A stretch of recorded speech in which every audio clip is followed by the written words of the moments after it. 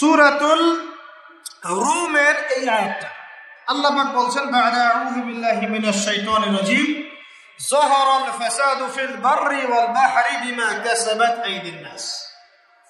আল্লাহ পাক বলছেন, জলে জলে মানে পানিতে, এবং স্থলে মানে এই যে জমিনে, জলে এবং স্থলে যত বিপর্যয়, অরাজকতা, এই যে আপনারা দেখছেন ফাসাদ, ফিতনা যে ছড়িয়ে পড়ছে, এগুলো মানুষের হাতের কামাই, মানুষের হাতের কামাই।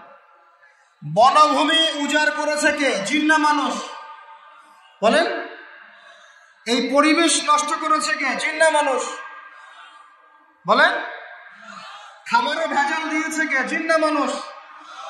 অর্থনীতির মধ্যে সুদকে ঢুকিয়েছে জিন না মানুষ? এই বেহাত, বেপরদামি, জেনা, মাদক কে ছড়িয়েছে? জিন না মানুষ? নামাজ কালাম ছেড়ে দিয়ে পাবজি, ফ্রি ফায়ার নিয়ে কে পড়ে আছে? জিন না মানুষ? বলেন, জিন না মানুষ? আল্লাহর বিধান বাদ দিয়ে শয়তানের বিধান চালু করেছে কে? জিন না মানুষ? যাহারাল ফাসাদু ফিল বাররি ওয়াল বাহরি বিমা কাসাবাত আইদিন নাস। জলে স্থলে যত বিপর্যয়, অরাজকতা, সমস্যা, এগুলো মানুষের হাতের কামাই। বলি নাউজুবিল্লাহ। প্রতিশীল পরিবারের প্রতি কঠোর হন, আপনার সন্তানের প্রতি কঠোর হন, ভাইয়ের প্রতি কঠোর হন। দেখেন আপনার ভাই গোপনে জেনা করছে কিনা, মেয়েটা গোপনে জেনা করছে কিনা। এই ফ্রি মিক্সিং ত্যাগ করেন, ফ্রি মিক্সিং এর সংস্কৃতি ত্যাগ করেন, মোবাইলের সেলফির সংস্কৃতি ত্যাগ করেন, শোডাউন, আইওয়াশ এগুলো বন্ধ করেন, কিছু করার চেষ্টা করেন আল্লাহর জন্য। আল্লাহ পাক সবাইকে তৌফিক দান করেন। যারা আমরা মাদ্রাসায় পড়ি, আমরা যেন মাদ্রাসায় যুক্ত যাওয়া আসা করি, আমাদের জীবনের উদ্দেশ্য যেন এমন না হয় যে একটা ইমামতি হলেই বাস কাম খালাস। না, একটা ইমামতির জন্য আল্লাহ আপনাকে সৃষ্টি করেন। একটা বই লিখেছি বাস অনেক কিছু হয়ে গেছে, একটা মাদ্রাসা প্রতিষ্ঠা করেছি বাস অনেক কিছু করে ফেলেছি, এমন ভাবে কখনো চিন্তা করবেন না। স্বপ্ন বড় করেন, লম্বা স্বপ্ন দেখেন, দীর্ঘ স্বপ্ন দেখেন, বাইতুল মুকাদ্দাস পর্যন্ত স্বপ্ন নিয়ে যান। আল্লাহ তৌফিক দান করেন।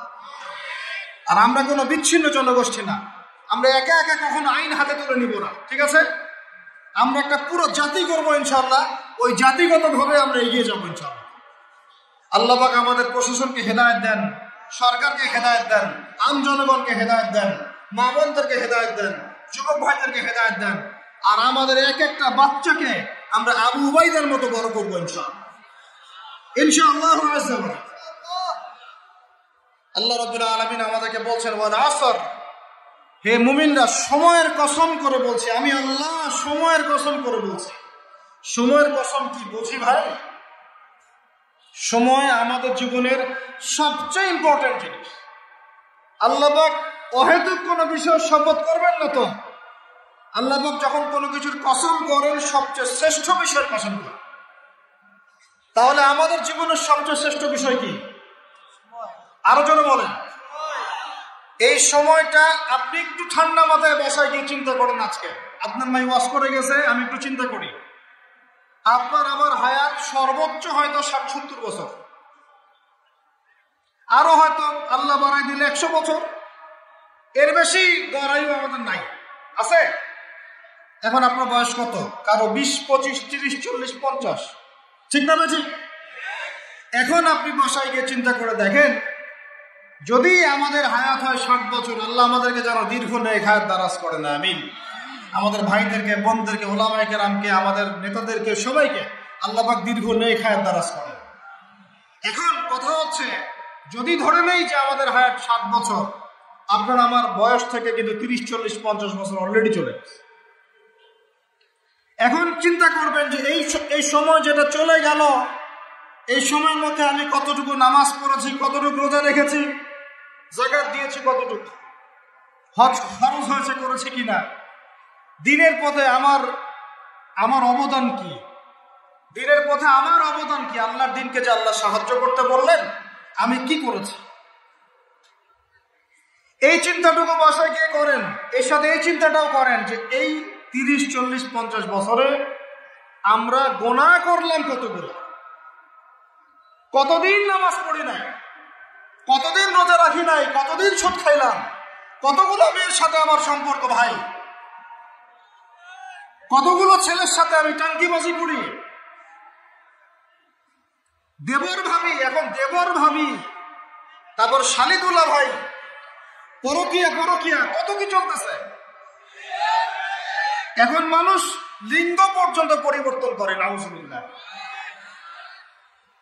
জেনা, সুদ আর ঘুষ আর ব্যভিচার আর অশ্লীলতার সয়লাভ চলতেছে আমাদের শহরগুলোতে। এই শীতকালের মৌসুম বিভিন্ন জায়গায় ধুমধারাক্কা গান বাজতেছে, দেখেন না আপনারা? শোনেন, যখন মানুষ ধার্মিক হয় তখন সমাজটা এরকম হয়। আপনি মনে করছেন নামাজ তো আমি 5 ওয়াক্ত পড়ি, আমার তো কোনো সমস্যা নাই, রোজা তো আমি রাখি, কোনো সমস্যা নাই, সৎ কাজের আদেশ তো করতেছেন, অসৎ কাজের কোনো নিষেধ নাই। তখন সমাজটা কেমন হবে জানেন? সমাজটা হবে এমন, মসজিদে নামাজও হবে, পাশে পিকনিকের এরকম ঢোল তবলা বাজবে। কারণ সৎ কাজে আদেশ তো আপনি করছেন, অসৎ কাজে নিষেধ নাই। সমাজ পরিবর্তন হবে তখনই যখন সৎ কাজের আদেশের সাথে সাথে বলেন অসৎ কাজে নিষেধও থাকবে। অমুসলিমরা কি করে করুক ওইটা দেখার দায়িত্ব আমাদের না। মুসলমানের সন্তানরা যেন কখনো এরকম ঢাক ঢোল না পিটায়। সারা রাত জেগে এগুলা করবা, মানুষের ঘুম নষ্ট, হার্টের পেশেন্ট আছে, এইটা আছে ওইটা আছে। সামাজিক প্রতিবাদ করবেন, একদম সামাজিকভাবে প্রতিবাদ করবেন। এগুলো বন্ধ না করতে পারলে আমাদের সমাজের নূর নষ্ট হয়ে যাবে। এখন যে কথাটায় আসেন, এই 60-70 বছর এই পাপগুলো লিস্ট করেন, দেখেন চোখ দিয়ে পানি ঝরতে থাকবে। আমার কথা নারাজ হচ্ছেন? এই পাপগুলো লিস্ট করেন, চোখ দিয়ে পানি ঝরবে, আল্লাহ আমাদেরকে মাফ করে দেন। সবাই বলি আমিন। কত কবিরা গুনাহ হয়েছে, কত সগীরা। তবে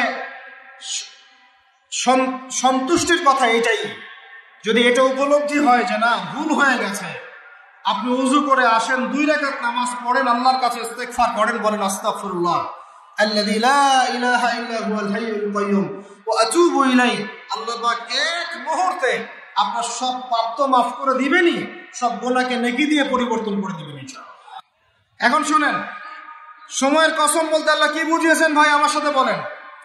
সময়ের গুরুত্ব, সময়ের, আরো আসতে বলেন, সময়ের, ওয়াল আসরি মানে সময়ের কসম, মানে সময়ের গুরুত্ব। আমাদেরকে সময়কে গুরুত্ব প্রদান করতে হবে। আল্লাহ পাক তৌফিক দান করেন। আজকে বাসায় কি করব? হায়াতের হিসেব নিব, কি করেছি এত বছরে, আর কি কি পাপ করেছি। পাপগুলোর কথা মনে করলে তওবা করে ফিরে আসবো ইনশাআল্লাহ। আল্লাহ পাক তৌফিক দান করেন। আর এখন বাকি সময় যতটুকু হায়াত আমাদের বাকি আছে, আমাদের কি কর্তব্য বলেন ভাই? আমাদের কর্তব্য কি এতটুকুই যেভাবে জীবনযাপন করছি এইটুকুই করব, না আমাদের আরো কোনো কর্তব্য আছে? কথা কি বোঝা যায় না যায়? আমাদের কর্তব্য কি বলেন? 1 নাম্বার, আমরা নিজেরা আগে আল্লাহ পাকের কোরআন এবং নবীর সুন্নতের উপর আমল করবো ইনশাআল্লাহ, রাজি আছি? 2, আমাদের পরিবারকে এর উপরে প্রতিষ্ঠা করবো ইনশাআল্লাহ, রাজি আছি? 3, আমাদের সন্তানদেরকে কোরআন সুন্নাহ অনুযায়ী বড় করবো ইনশাআল্লাহ, রাজি আছি? 4, আমাদের অর্থনীতি হবে হালাল কোরআন সুন্নাহ ভিত্তিক, রাজি আছি?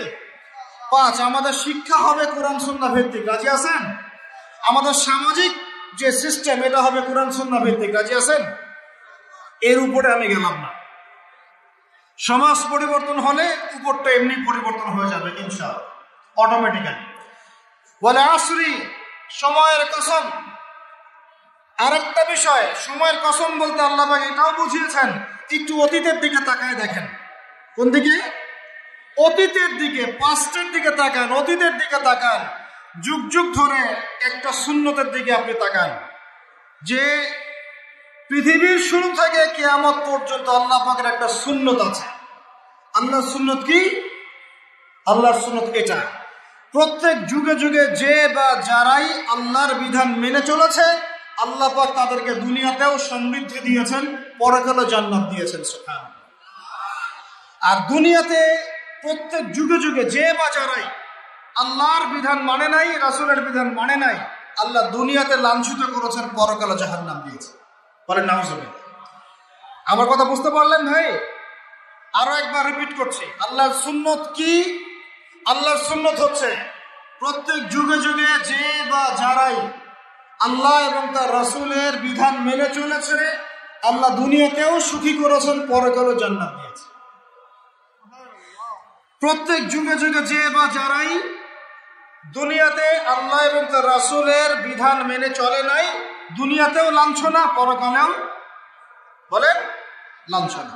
এখন একটা এক্সাম্পল দেই, নূহ আলাইহিস সালামের যুগ দেখেন, যারা আল্লাহর বিধান মেনেছে আল্লাহ নাজাত দিয়েছেন, মানে নাই ডুবিয়ে মেরেছে। ঠিক আছে কথা? মুসার যুগ দেখেন আলাইহিস সালাম, আল্লাহর বিধান মেনেছে, বনু ইসরাইলকে নাজাত দিয়েছেন, মানে নাই ফিরআউনকে ডুবায় মেরেছে। দেখেন আপনি শুআইবের কওমকে দেখেন, শুআইব আলাইহিস সালামের কওম, কওমে মাদিয়ান, আল্লাহর বিধান মেনেছে, যারা আল্লাহ পাক নাজাত দিয়েছেন, মানে নাই ভূমিকম্প দিয়ে ধ্বংস করেছে।